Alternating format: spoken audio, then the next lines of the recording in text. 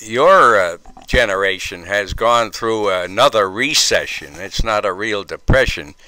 It was nowhere near as bad as the real depression. The real depression, we had about 40% unemployed, not 12%. And also most people were unemployed. And it was so bad they used to have soup kitchens on the corners in the downtown because people were starving to death. And you could crawl down to a soup deal and get a little bit of soup to maybe keep you alive one more day. It was a terrible depression. On April 14th, 1919, a boy named Ted Robinson was born. Ted's father had been working his way up in the Grace Steamship Company to become a manager. He then started his own business in January. When Ted was only 8 months old, his father died. When this happened, Ted's mother's family had sold their house, then moved in with Ted in order to support the family. Ted's grandfather, Pop, got a job in spite of being deaf, but that changed in October 1929 when the Great Depression hit. His grandfather had countless jobs to help support Ted's family. He worked as janitor, and the family sold firewood and sold the family's furniture. During this time, Ted's family struggled to survive. Of all the people in Ted's life, his grandfather was his biggest influence. Ted was always inspired by his grandfather, who taught him that giving, not getting, was a very important part of his life. As he got older, his mind wasn't as focused on the future education. With his family being so financially deprived, college never seemed like an option for him. Ted's grandfather told him, "Bud, I've been working all my life with my hands for people who worked with their brain. You have a fine brain. You're going to college." When he said that, he surprised Ted with $3,000, which his grandfather had been saving up for many years. Using this money, Ted was able to go to Duke University. Oh, I think his grandfather had the most impression on him, and whom he loved very much. The first thing that happened to my grandpa, he lost his job. He lost all his savings in the bank in Brooklyn. All the banks had closed. And my grandmother, his wife, died of fright.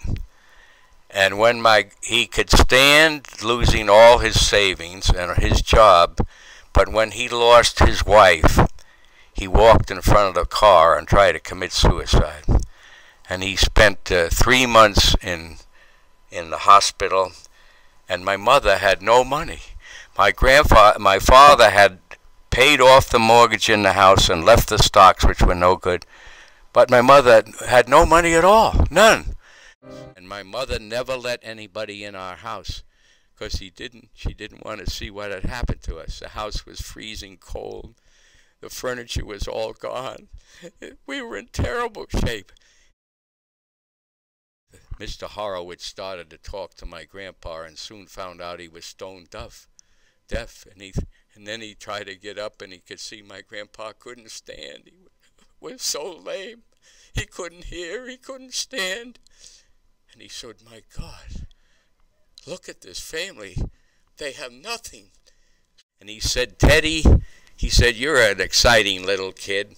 He says, "There's something called the Kiwanis Club." And he said, "They have a speech contest every year, and it's coming up real soon. And the winning prize is $25, and the second prize is $15, and you also win a scholarship to college."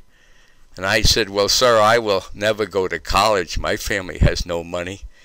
I won't ever go to college, but they could sure use that $15 or $25 so we could buy some real coal for the furnace. That's what we really need." And every month he'll get $15, which will buy a load of coal. As a child, Ted was raised to believe that giving was better than getting. He showed his compassion for helping throughout his entire life in many different ways and actions. All this started while he was living during the Great Depression. Even as a young child, Ted's mind was always set on helping others. By going through such poverty, Ted learned the best way to repair the world was to give without taking back. I grew up, when you read my book, you'll see I grew up in real poverty. And so I made up my mind if I ever amounted to anything, I would help others.